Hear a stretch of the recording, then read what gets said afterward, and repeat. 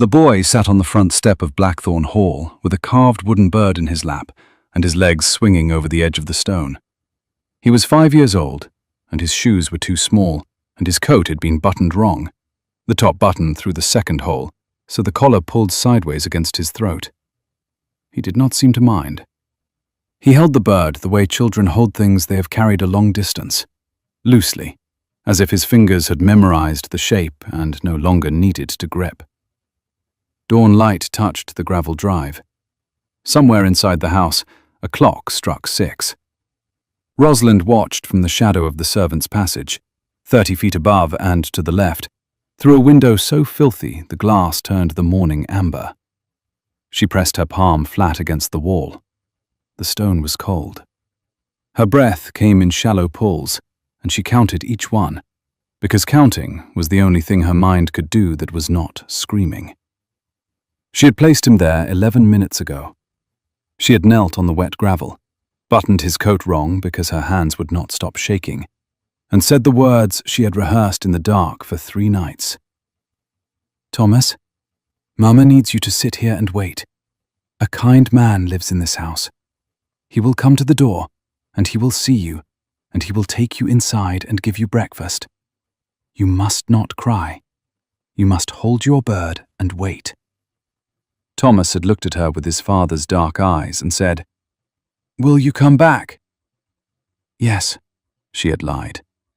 And then she had kissed the top of his head, where his hair smelled of dust, and the wool blanket they had shared in the east wing for 8 days. And she had walked back through the servants' entrance and up the narrow stair, and she had come to this window to watch, because she was not strong enough to leave without seeing him safe. She was supposed to be gone by now. That had been the plan. Leave the boy, slip through the kitchen garden before the cook arrived, cross the north meadow to the coaching road, disappear.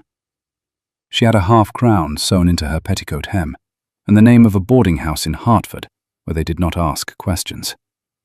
She had stolen 3 pages from her husband's account ledger, the ones with the columns that did not add up, and folded them into the lining of her stays. She had everything she needed to vanish. But she had not moved. She stood at the window, her forehead nearly touching the glass, and she watched her son sit perfectly still on a stranger's doorstep because she had asked him to. And the stillness of him cracked something open inside her chest that she had spent 8 days bricking shut. The front door opened. The man who stepped out was not what she expected. She had imagined someone old. Lord Vane's business partners were always old, always soft around the middle, always smelling of port and tobacco. This man was tall and angular, dark-haired, dressed in riding clothes as though he had already been awake for some time. He stopped 3 feet from the boy and stood very still. She watched his body, the way his weight shifted back slightly, the way his hands stayed at his sides. He did not lunge. He did not shout. He looked at the child the way a man looks at something he does not understand, but knows is important. Thomas looked up at him and held out the wooden bird. "Mama said to wait."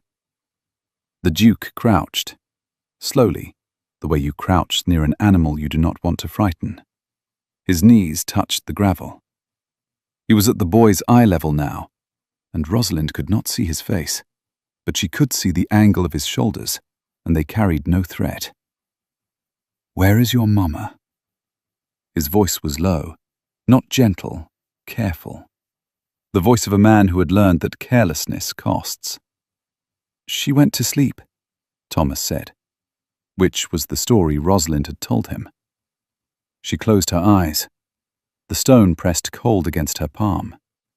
She should move. She should go now, while the Duke was occupied, while the servants' passage was empty, while the morning mist still clung to the meadow thick enough to hide a woman running. She opened her eyes and watched the Duke pick up her son. He lifted him without awkwardness, one arm under, one hand steadying the boy's back, and Thomas settled against his shoulder, as though he had been carried by this man before. The carved bird pressed between their bodies. The Duke turned toward the house, and Rosalind saw his face. the jaw set, the brow drawn, a crease between his eyes that she recognized. She had seen it in her own face in the mirror at the inn in Dunstable, the night she had decided to run. It was the look of a person deciding something they could not undo. He carried Thomas inside, and the door closed. Rosalind leaned her back against the passage wall and slid down until she sat on the stone floor. Her knees came up, her arms wrapped around them. She was shaking, not crying. She had used her last tears 4 days ago. But her body vibrated with a frequency she could not control, the way a string vibrates after the note has been struck. 1 more day. She would stay 1 more day. She would watch from behind the walls and make sure the household treated Thomas well, and if they were kind to him, she would leave tomorrow. She would leave tomorrow for certain. She did not leave tomorrow. The east wing of Blackthorne Hall had been closed since the previous Duchess died 7 years earlier. Rosalind had discovered this her first night, when she had pried open a window from the garden side and climbed through into a drawing room thick with dust and sheet-covered furniture. The air had tasted of mildew and cold fireplace ash. She had stood in the dark, Thomas asleep on her shoulder, and listened. No footsteps above, no voices below, no creak of a door being opened to investigate. The east wing was dead to the household. It was perfect. She had found a bedroom on the 2nd floor with a mattress that smelled of lavender and moth powder. The bedding was folded in a cedar chest, old but clean. She had made the bed in the dark by touch, laid Thomas on it, and then sat on the floor with her back against the door, and her husband's account pages spread across her lap, tracing the numbers with her fingertip in the moonlight through the window. Column 7. That was where the lie lived. Expenditures for property maintenance on an estate Lord Vane had sold 3 years ago.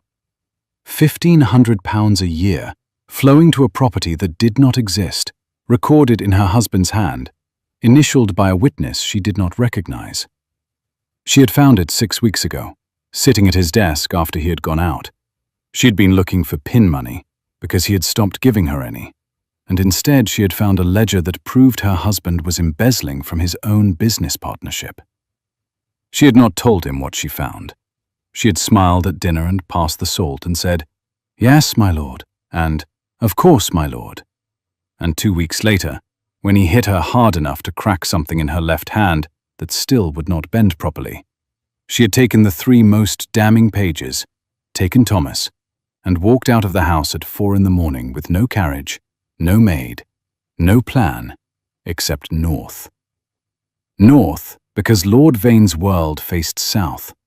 His clubs, his partners, his friends, his reputation, all of it orbited London like planets around a sun. North was dark. North was nothing. North was Blackthorne Hall, which she knew only as a name on one of the account pages. Property of the Duke of Ashworth, Vane's primary business partner. 3 days' travel from London on bad roads. She had chosen it because it was the last place anyone would look. The wife of Lord Vane, hiding in the home of Lord Vane's business partner. It was absurd. It was the kind of decision a desperate woman makes at 3 in the morning with a sleeping child and a broken hand. It was either brilliant or catastrophic, and she had not yet determined which. 8 days. She had survived 8 days in the East Wing, drinking water from a basin she refilled at the garden pump after midnight, eating what she could take from the kitchen stores without notice, a heel of bread here, an apple there, once a wedge of cheese that she had split with Thomas, and they had eaten sitting on the dusty drawing-room floor like 2 mice at a picnic. Thomas had treated it as an adventure. He was 5. He did not understand that his mother's hand was broken, or that his father had done it, or that they were hiding in a dead woman's bedroom, in a house that belonged to a man who could, with a single word, send them back to the exact thing they had fled. He understood that Mamma whispered instead of talked, and that they played the quiet game every time footsteps passed below. in that the carved bird was his job to carry. He was good at carrying things. But he was 5, and 5-year-olds do not stay quiet. On the 6th day, he had laughed. A full, bright, ringing laugh at a spider building a web in the corner of the bedroom. And Rosalind had clapped her good hand over his mouth and held it there until the sound died, and felt like every terrible thing her husband had ever done to her was now something she was doing to her own son. That was when she decided. She could not keep him here. She could not keep him silent and hungry and hidden like a secret. He deserved a door that opened, a table with food on it, a person who knelt to his height and spoke to him without whispering. If the Duke of Ashworth was even a fraction of the man his household suggested, the cook who sang, the stable boy who whistled, the housekeeper who left flowers in the hallway vases, even though no one lived in the main rooms to see them, then Thomas would be safe. She would leave the boy. She would disappear. It was the right thing. She had planned it so carefully. And now it was the morning after, and she was still here, sitting on the floor of the servants' passage, listening through the walls for the sound of her son's voice somewhere in the house below. She heard it at noon, Thomas chattering, and another voice, the Duke's, lower, measured, asking questions with the patient cadence of a man who has cleared his afternoon. "What does your bird eat?" "Seeds, and sometimes cake." "That seems reasonable." Rosalind pressed her ear to the wall and closed her eyes and listened to her son talk to a stranger about the dietary preferences of a wooden bird. And for the first time in 6 weeks, the knot below her sternum loosened by a single thread. She stayed another day, and another. On the 3rd day, after she had placed Thomas at the door, Rosalind noticed the curtain. It hung in the east wing corridor, a floor-length panel of moss-green damask, and it had torn along the top where the brass rings met the rod. The tear was old. It had been there when she arrived. But now, standing in the corridor with nothing to do and nowhere to go, and the slow erosion of hiding chewing at her sanity, it bothered her. It bothered her the way a crooked picture frame bothers a person with nothing left to control. She mended it. She found a sewing kit in the cedar chest, threaded a needle with the wrong hand because her left still would not grip, and sat on the floor beneath the window where the light was good, and stitched the damask back together.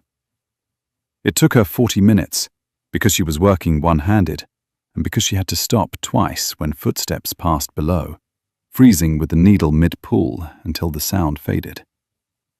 When she finished, she stood back and looked at the curtain, and felt something she had not felt in months. Competence. A small, warm coal of it in her chest. She had fixed a thing. She had taken something torn and made it whole. It was absurd to feel triumph over a curtain, but she had learned in the last 8 days that survival measured itself in absurdly small victories. The next day, she organized the abandoned stillroom. It was off the east wing kitchen, a narrow room lined with shelves of dusty jars, dried herbs, preserves long past their use, bottles of tincture with labels in a feminine hand. The previous Duchess's work. Rosalind sorted them by type, discarded the ones that had turned, wiped the shelves with the damp cloth. She worked in silence, moving carefully, listening always for the sound of approaching feet. The day after that, she found the wine cellar, or rather, the passage from the east wing kitchen that led down to it, a narrow stone stair with a locked door at the bottom that someone had left unlocked years ago. The cellar was vast, cool, and disordered. Bottles on their sides, labels peeling, no system. She spent 3 hours arranging them by region and vintage, her good hand lifting each bottle to the candle to read the label, her broken hand bracing against her hip. She was not doing this for the Duke. She was doing it because her mind needed occupation, the way her lungs needed air. And if she sat still in that bedroom for 1 more hour, she would start screaming and not stop. She was doing it because she had run a household of 32 rooms and 11 servants for 7 years before her husband decided her competence was a threat to be punished rather than an asset to be valued. She was doing it because mending a curtain, organizing a still room, and sorting a wine cellar were the only power she had left, and she would be damned before she gave that up too. The Duke noticed on the 4th day. She heard him below, his bootfalls on stone, a sound she had memorized. He walked with purpose, each step landing flat and certain, the stride of a man who knew the dimensions of every room in his house. She could track him through the walls, the entrance hall, stone, echoing, the corridor, wood, muffled, the study, carpet, silent until the chair scraped. She knew when he was reading, silence, pages turning. When he was writing, the scratch of a pen, small pauses. When he was with Thomas, his voice dropping to a register she had not heard him use with anyone else, warm and slightly bewildered, as though the boy's questions were equations he found genuinely challenging. On this 4th day, his footsteps deviated. They left the study and went east, toward the corridor that connected the main house to the east wing.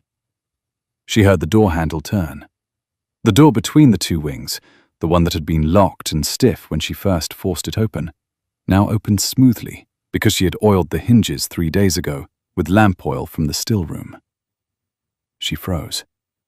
She was in the east wing kitchen, halfway through cleaning a copper pot she had found under a shelf. His footsteps entered the east wing corridor. They stopped. She imagined him seeing the mended curtain, the swept floor, the vase she had filled with wildflowers from the garden because the corridor had looked so lifeless without them.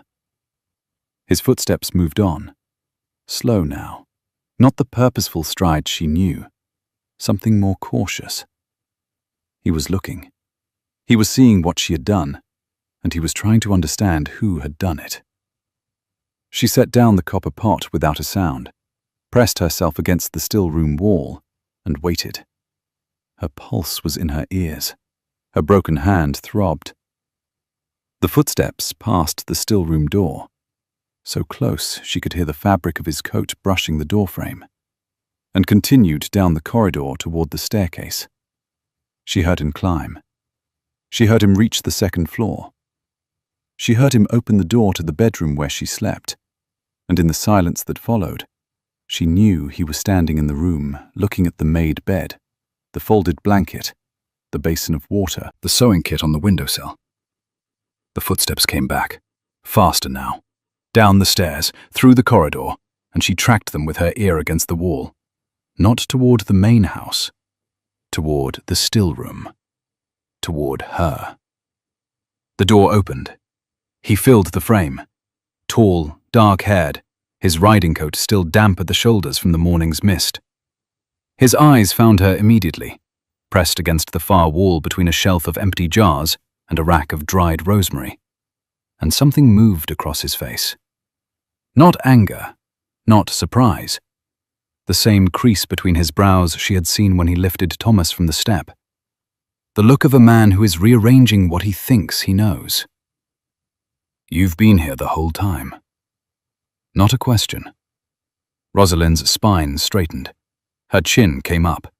Her broken hand hung at her side, and she did not hide it. "Yes." "You're the boy's mother?" "Yes." "How long?" 8 days before I put him at your door. 12 days total." He stared at her. His jaw worked, the muscle along the hinge flexing once, twice. He looked at the cleaned shelves, the sorted jars, the damp cloth folded neatly on the counter. He looked at her hand, the one that would not bend, and his gaze stayed there 2 seconds longer than it should have. "You oiled the hinges." "They squeaked." "You mended the curtain in the corridor." "It was torn." "You sorted my wine cellar." "It was a disgrace." She heard her own voice, not the whisper she had used for 12 days, but her real voice, low and sharp, and carrying the particular edge of a woman who has been afraid for so long that fear has fermented into something harder. If you're going to keep Burgundy and Bordeaux on the same rack, you might as well drink vinegar. The corner of his mouth moved. Not a smile, the ghost of one, suppressed before it fully formed. Most intruders rob the wine cellar. They don't alphabetize it. I'm not most intruders. No. He leaned against the doorframe and crossed his arms. He was blocking the exit, but his body language was not aggressive. It was the posture of a man settling in for a conversation he did not intend to lose. You're the intruder who broke into a duke's home with a child, hid for nearly a fortnight, improved the East Wing without permission, and then, when discovered, criticized my wine storage. Your Chateauneuf du Pape was on its side. It should be stored upright. The sediment, who are you? The question landed like a stone in still water. She felt the ripples of it in her chest. She could lie. She had a story prepared. A widow, displaced, traveling north, desperate. She had rehearsed it in the dark until the words felt as smooth as prayer. But she looked at this man, who had crouched in the gravel for her son, who had cleared his afternoon for questions about wooden birds, who had followed a trail of mended curtains through his own house with curiosity instead of fury. And she found that the lie would not come. My name is Rosalind. My son's name is Thomas. I left my husband 12 days ago because he broke my hand, and I decided that was the last thing of mine he would break. She held up her left hand, the fingers curled stiff and wrong. I chose your house because it was the last place he would look. I put Thomas at your door because I could not keep him hidden any longer, and I would rather leave him with a stranger who might be kind than keep him with a mother who was failing. Her voice did not crack. She would not allow it. You can throw me out, but the boy stays. The Duke did not move. His arms stayed crossed. His eyes stayed on her face. The silence stretched. 5 seconds, 10. And in it, Rosalind heard the house breathing around them. The tick of a pipe expanding in the wall. A bird outside the still room window. The distant clatter of the kitchen below. What is your husband's name? She had known this question was coming. She had dreaded it more than any other. Why? Because a woman with a broken hand and a child does not run to the middle of nowhere without a reason that has a name. She looked at the doorway behind him. The corridor was dim. The mended curtain hung straight and whole at the far end. She had 12 days of hiding in her bones, and 3 stolen pages in her stays, and a half-crown in her hem, and if he turned her out, she could be at the coaching road by nightfall. My husband is Lord Vane. The Duke went still. Not the careful stillness of before, a different kind. The kind that starts in the spine and radiates outward until even the breath stops. She watched his face change. The crease between his brows deepened into something darker. His arms uncrossed, slowly, and his hands went to his sides. Lord Philip Vane. Yes. My business partner. Yes. The word sat between them like a lit fuse. She could see him processing it, the implications spiraling outward. His partner's wife, in his house, with his partner's child, for 12 days. He'll come here, the Duke said. The quarterly accounts are due in 3 weeks. He comes to Blackthorne for the review every April. I know. Her voice was steady. Her body was not. A tremor ran through her shoulders that she could not suppress. I know exactly when he comes. I know his schedule better than he does, because for 7 years I managed every detail of his household, including the correspondence he was too lazy to read. She stepped away from the wall. 1 step, then another. She was moving toward the door and toward the man blocking it, and she did not stop. I chose this house because it was insane. Because no one fleeing Lord Vane would hide in the home of Lord Vane's partner. Because the most dangerous place is the place no one looks. She was close enough now to see the texture of his coat. Damp wool, a button missing on the left cuff. Close enough to smell horse and leather, and something underneath. Something clean, like soap and cedar. He did not step aside. 3 weeks, he said. I'll be gone before then. With the boy? With the boy. He looked at her for a long time. She held his gaze, because she was a wrecker, and wreckers do not look away, even when looking costs them. His eyes were grey. She had not noticed that before, in the amber light through the dirty window. Grey and very direct. The eyes of a man who made decisions the way he walked, without hesitation, without detour. Mrs. Blackwood will move you to a proper room, he said. In the main house. The blue guest chamber, 2nd floor. It has a lock on the inside. Rosalind blinked. Of all the things she had prepared for, rage, disgust, a command to leave, the threat of a constable, this had not been among them. Why?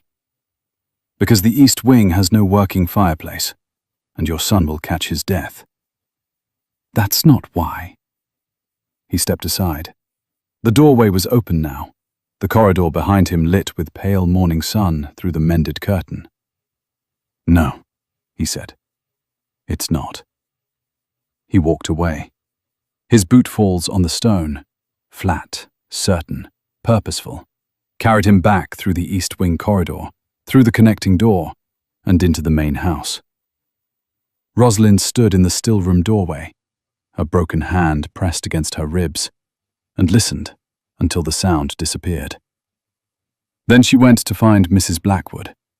The housekeeper was in the kitchen, elbow deep in pastry dough, and when Rosalind appeared in the doorway, not through the servants' passage, but through the main corridor, in full daylight for the first time, the older woman looked at her with an expression that was neither surprise nor relief, but something between the two, like a gardener seeing a plant break through soil she had been watering in secret. He found you then.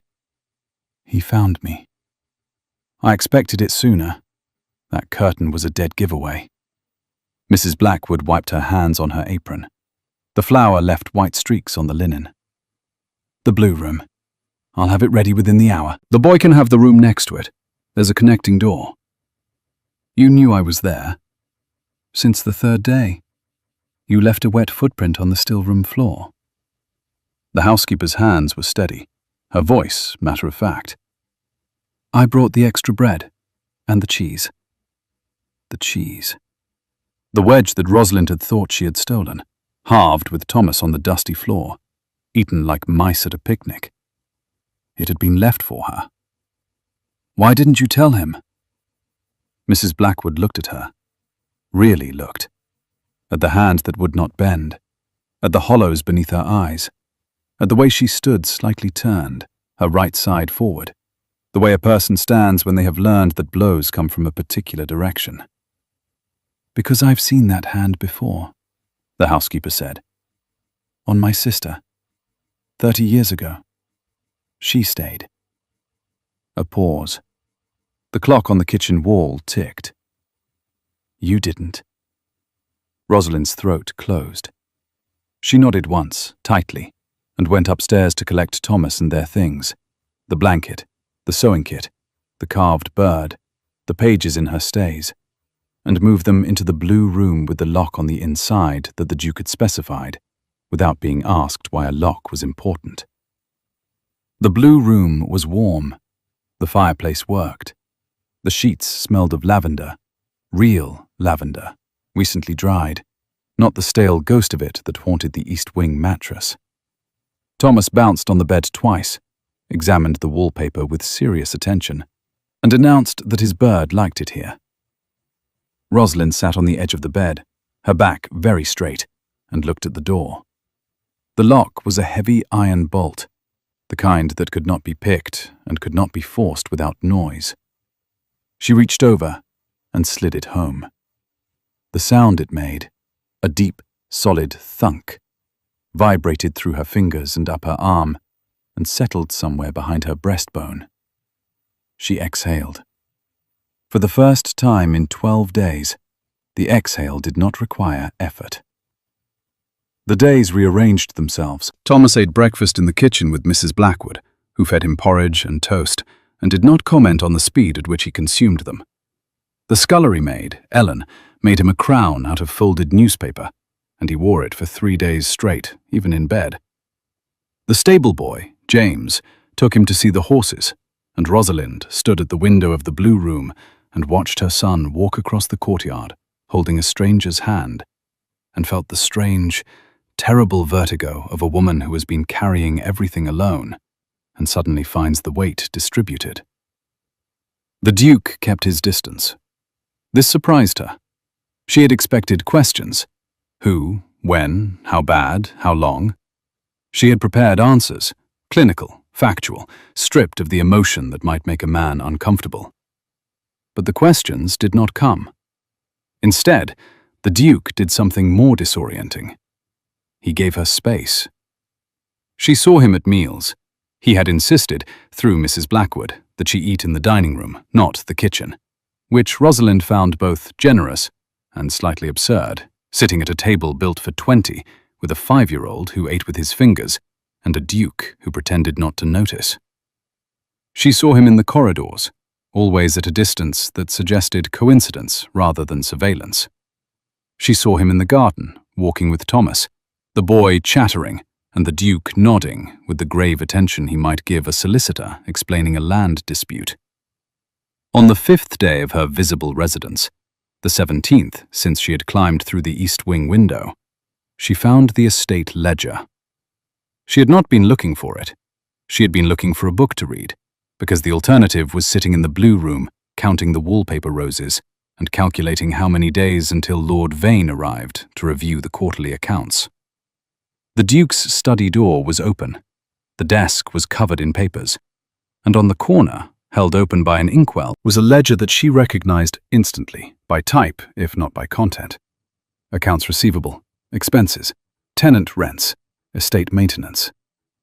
She read it standing up, turning pages with her good hand, and within 20 minutes she had found 3 errors. Not fraud, not the deliberate, careful falsification she had found in her husband's books, but errors. Honest, clumsy, the kind made by a man who understood agriculture but not arithmetic. "You're reading my accounts." She did not startle. She had heard his bootfalls 3 rooms away, the flat, certain stride she could now distinguish from every other footfall in the house. She closed the ledger and looked at him. "Your steward undercharged the pool tenancy by £8 last quarter. The hay invoice from Merchant & Sons is duplicated on pages 14 and 21. You paid it twice.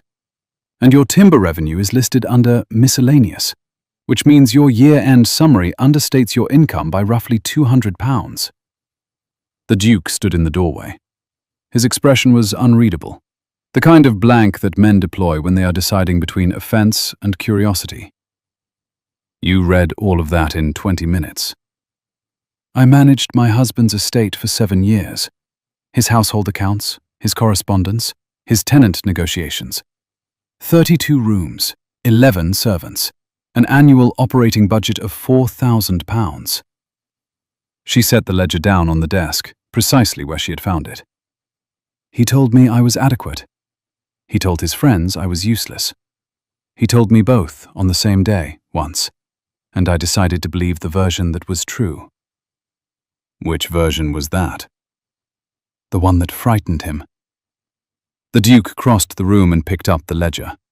He opened it to the page she had marked with a slip of paper, the duplicated hay invoice, and studied it. She watched his jaw work. The muscle at the hinge flexed twice. "Show me the others." She showed him. They stood side by side at his desk for 2 hours, their elbows not quite touching, and Rosalind walked him through every error she had found. The undercharged tenancy, the duplicated invoice, the miscategorized timber. She pointed with her right hand. Her left hung at her side, the fingers curled and useless.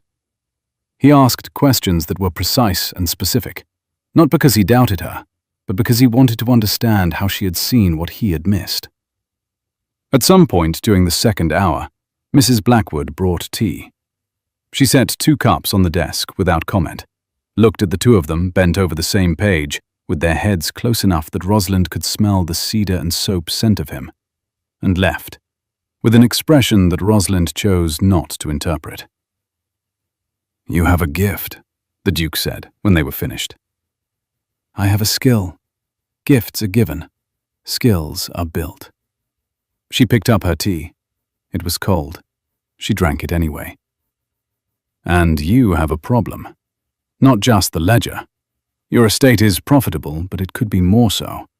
Your hay supplier is gouging you. Your timber contracts are below market, and your northern tenants haven't had their rents reviewed in 6 years. Are you offering to fix my estate?" "I'm offering information. What you do with it is your concern." He looked at her over the rim of his teacup. "You're remarkably direct for a woman who hid in my walls for 12 days. "I hid in your walls because I had no choice. I'm standing in your study because I do." She set down the cup. "There's a difference." The difference shaped the days that followed. Rosalind did not ask permission to continue working on the estate accounts. She simply appeared in the study each morning after breakfast, pulled the ledger toward her, and began. The Duke did not ask her to stop.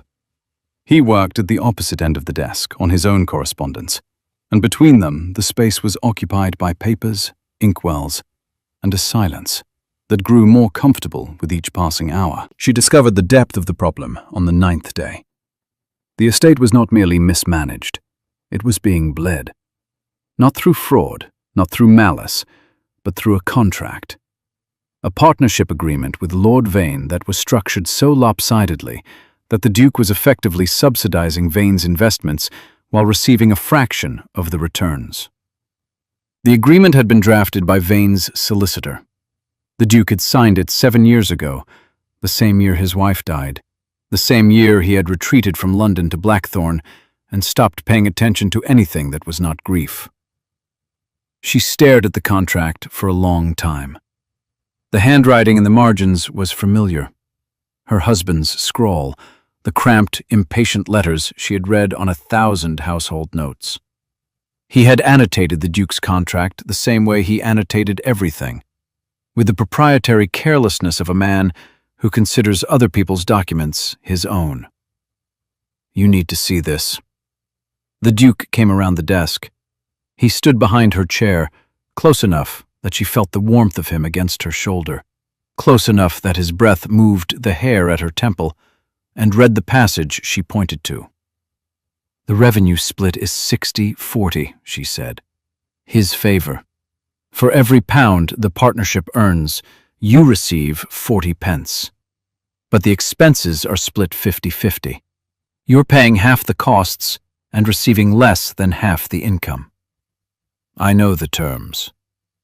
Do you know they're unconscionable? This would not survive a challenge in Chancery. Any competent solicitor would. I signed it a week after my wife's funeral."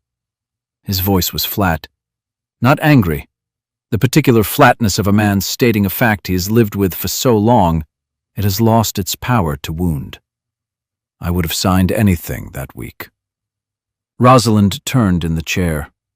She looked up at him, his jaw set, his gray eyes on the contract, the crease between his brows that she now understood was not concentration, but endurance. He had been enduring this contract the way she had endured her marriage, by deciding the cost was less than the cost of fighting.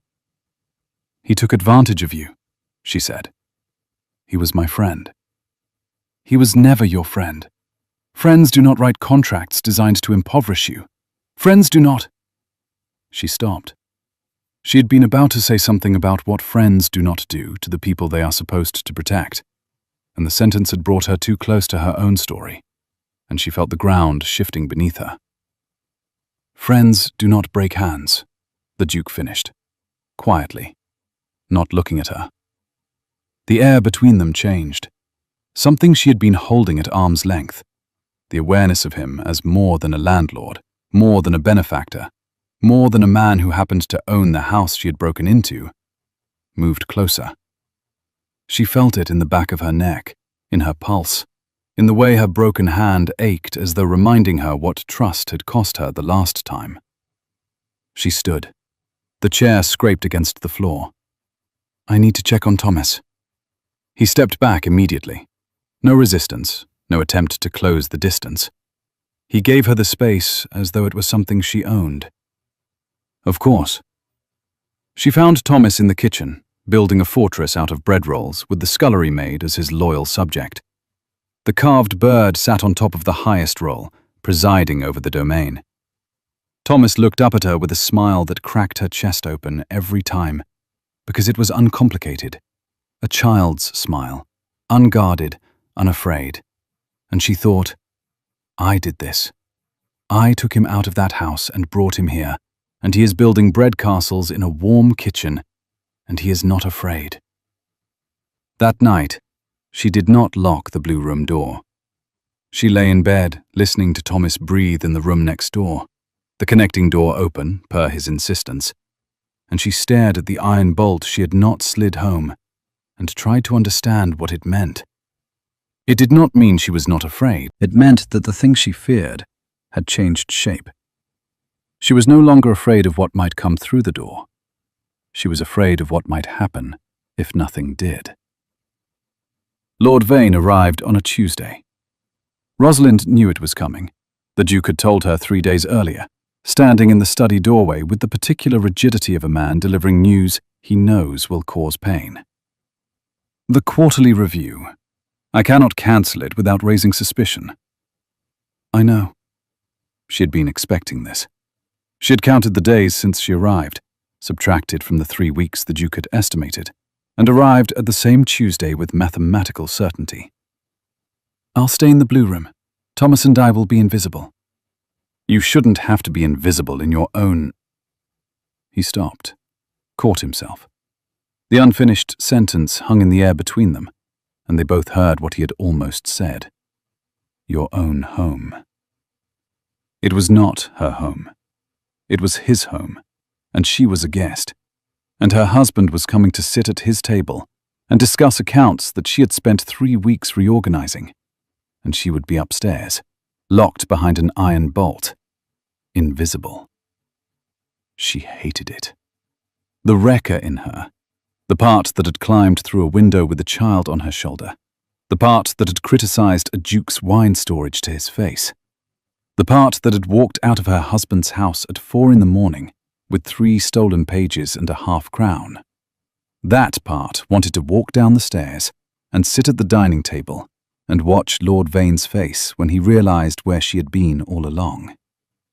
But Thomas was 5, and Thomas could not be a weapon, and Thomas deserved a mother who made strategic decisions, not dramatic ones. So she stayed. She heard the carriage arrive. She stood at the blue room window, a different window than the one in the servants' passage, cleaner, higher, with a wider view of the gravel drive, and watched a black lacquered carriage with gold trim pull up to the front of Blackthorne Hall. The door opened, and her husband stepped out. He looked the same. That was the worst part. She had expected, irrationally she knew, that the intervening weeks would have changed him, that the cruelty would show on his face, visible, legible, a warning to anyone who looked. But Lord Vane looked exactly as he always did. Tall, well-dressed, handsome in the conventional way that made women at parties say, "How lucky you are," and Rosalind smile and say, "Yes," and count the bruises beneath her sleeve. He shook the Duke's hand. They walked inside together. The front door closed. Rosalind pressed her back against the wall and slid down to the floor. Her knees came up, her arms wrapped around them. She was in the same position she had been in 17 days ago, when she had watched Thomas on the step from the servants' passage. But the shaking was different now. Then, It had been desperation. Now it was rage. Thomas was in the garden with the stable boy, safely away from the house. She had arranged it. She had arranged everything. The timing, the distraction, the locked door. With the same meticulous competence she had used to manage 32 rooms and 11 servants and a husband who hit her. She heard them below. The study was directly beneath the blue room, and the voices carried through the floor. Muffled, indistinct, but the rhythms were distinguishable. Her husband's voice, sharp, clipped, the cadence of a man who believes every room belongs to him. The Duke's voice, lower, measured, pausing between sentences in a way she had learned meant he was choosing his words with precision. The meeting lasted 2 hours. She tracked it by the clock on the mantel, sitting on the floor with her back against the wall, her broken hand in her lap, the stolen pages pressed against her ribs beneath her stays. And then Thomas came inside. She heard the kitchen door open. She heard Mrs. Blackwood's voice, warm, redirecting, and Thomas's voice, bright and unconcerned, asking for milk. She heard footsteps in the corridor, small footsteps, running, because Thomas did not walk anywhere when running was available. And she heard them enter the main hall at the exact moment the study door opened. She was on her feet before she finished the thought. She was at the blue room door before her hand found the handle. She was halfway down the stairs before she heard Lord Vane's voice say, with a sharpness that cut through the floor and the walls and the careful architecture of her plan, "Thomas?"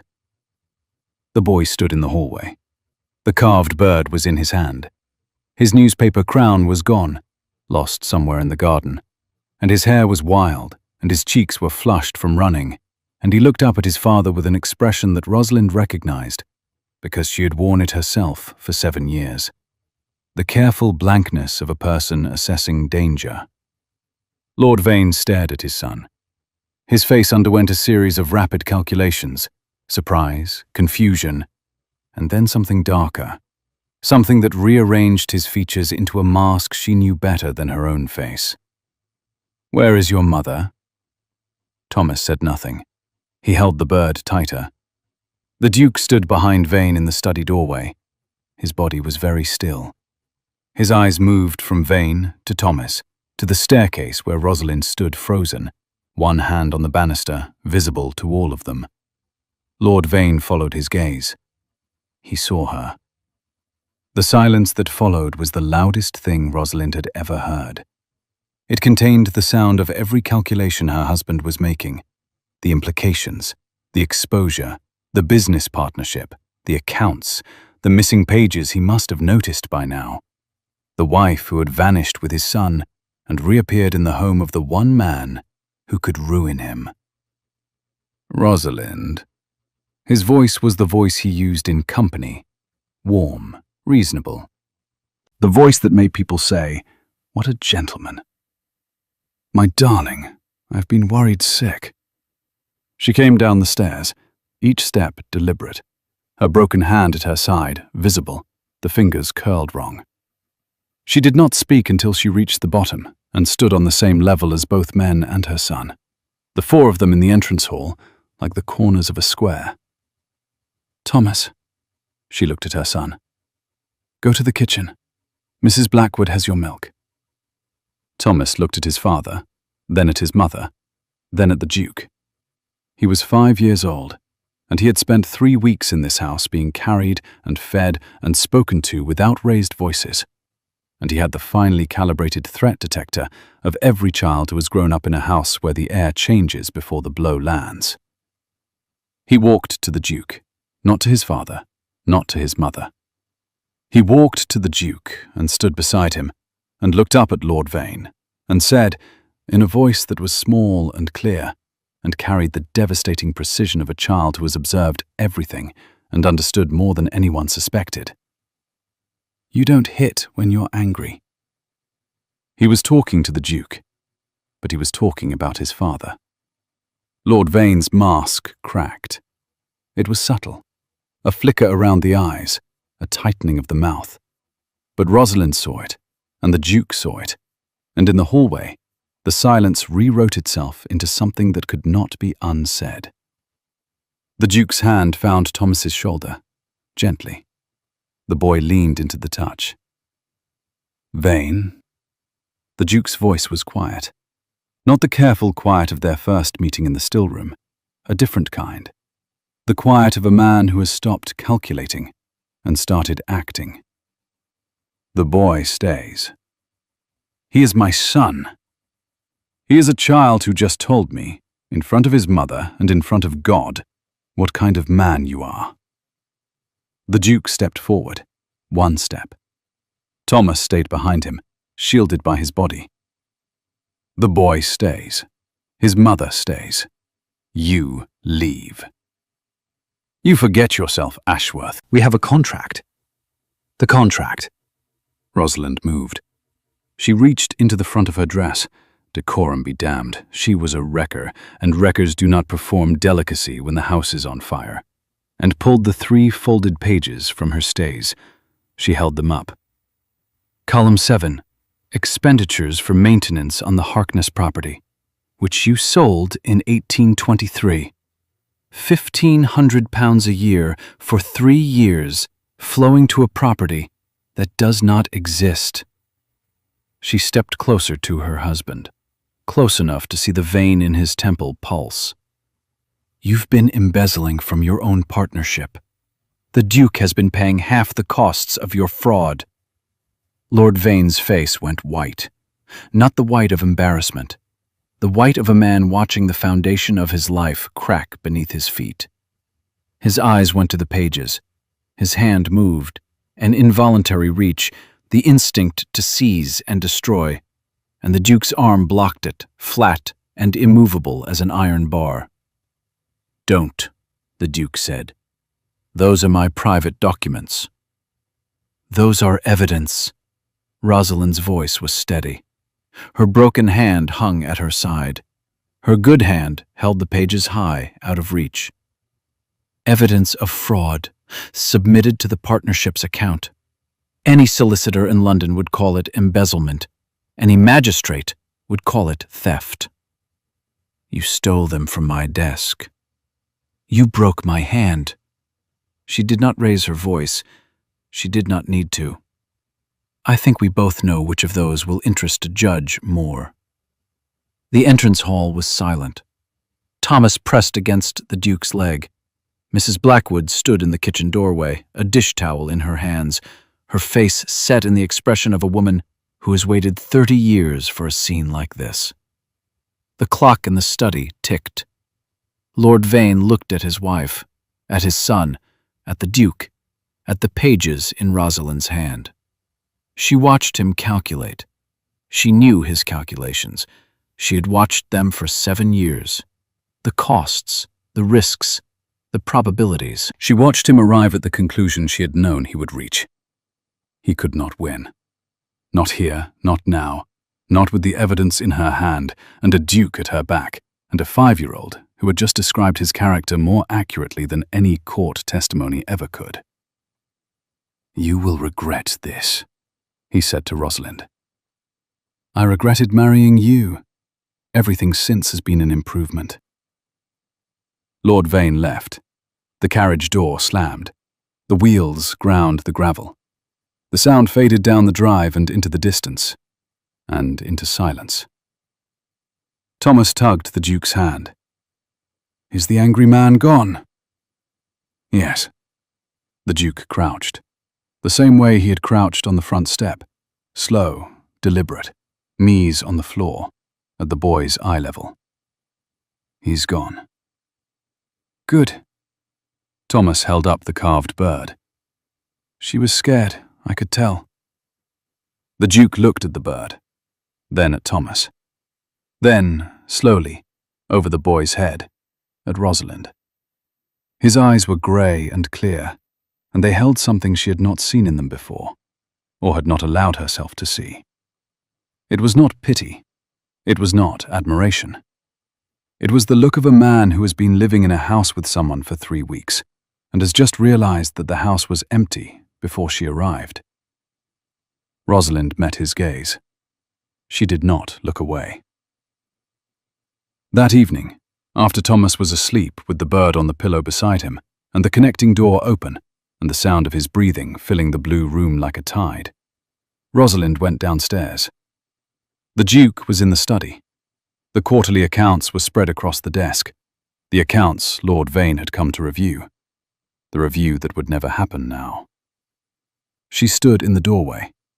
He looked up. "The partnership is dissolved," he said. "My solicitor will have the papers drawn by Friday." "You'll lose income." "I'll lose a parasite." He leaned back in his chair. The lamplight caught the angles of his face, jaw, cheekbone, the crease between his brows that she now understood was not concentration or endurance, but the particular expression of a man who has been alone for a very long time and has only recently begun to remember what the alternative feels like. "The estate is profitable on its own. You showed me that." "I showed you where the money was going. That's not the same as showing you profitability." "Close enough." He opened a drawer. He took out a key, small, iron, old. He set it on the desk between them. "The east wing." She looked at the key. "I've already moved to the blue room." "This isn't for a bedroom. The east wing has a study, desk, shelves, good light from the south windows. It was my wife's." A pause. Something moved behind his eyes. Grief, 7 years weathered, no longer sharp, but still present. "It's been locked since she died. I think she would have wanted someone to use it." Rosalind crossed the room. She picked up the key. It was warm from the drawer and heavy in her palm, and she understood what it was. Not a room, not a study, not a desk with good light. It was permanence. It was him saying, without saying, that she did not have to leave tomorrow or next week or next month. That the blue room with the iron bolt was hers, and the study in the east wing was hers, and the space at his table, and the corridor with the mended curtain, and the sorted wine cellar, and the still room she had cleaned. All of it, hers. She closed her fingers around the key. The iron pressed into her good palm. Her broken hand hung at her side. "Thank you," she said. "Don't thank me. I'm getting a free estate manager." Her mouth curved. Not a smile, the precursor to one, the same ghost of expression she had seen on his face in the still room that first morning. "I'm expensive." "I'll manage." They looked at each other across the desk. The lamp flickered. The quarterly accounts rustled in a draught from the window. "Somewhere upstairs," Thomas murmured in his sleep. A word that might have been bird, or might have been bread. And the house settled around them with the particular creak of old timber accepting new weight. She did not say what she felt. He did not ask. There would be time for that, she knew it, in the part of her that had survived 7 years and 12 days and a broken hand and a 3-week remaking of everything she thought her life would be. There would be a morning when she came down to breakfast, and he would already be there, and his hand would find hers across the table, and neither of them would flinch. There would be an evening when Thomas fell asleep early, and the house went quiet, and the space between them would close by inches, by breaths, by the slow, earned gravity of two people who had learned to trust the same room. But not tonight. Tonight, she held a key, and he watched her hold it, and that was enough. 6 months later, on a morning in October, when the light through the east wing study windows was amber and warm, Thomas sat on the front step of Blackthorne Hall. His coat was buttoned correctly, his shoes fit. The carved bird was on the stone beside him, basking in a shaft of autumn sun. The front door opened. "What are you doing?" The Duke's voice, low, warm, carrying the particular register he used only for this boy, bewildered and tender in equal measure. Thomas looked up at him. "Waiting?" "For whom?" "You." The Duke crouched. Slowly, the way he always crouched. Deliberate, knees on the gravel at the boy's level. He picked up the carved bird. "And what are we waiting for, once I've arrived?" "Mama said we're going to the village." Thomas took the bird back and held it carefully. "She said you're buying me new boots." "Am I?" "She said you'd say that." Thomas smiled. The uncomplicated smile, unguarded, unafraid. And the Duke looked at it the way he looked at everything Rosalind and Thomas had brought into his house. With the quiet, stunned gratitude of a man who opened his door, expecting an empty step, and found, instead, everything. Behind them, in the East Wing study, Rosalind stood at the window. The same window she had watched from on that first morning, but cleaned now, the glass clear, the amber light replaced by true October gold. She looked down at the step where her son had sat alone with a carved bird, and she looked at the man who crouched beside him, and she pressed her good hand flat against the glass, and the glass was worn.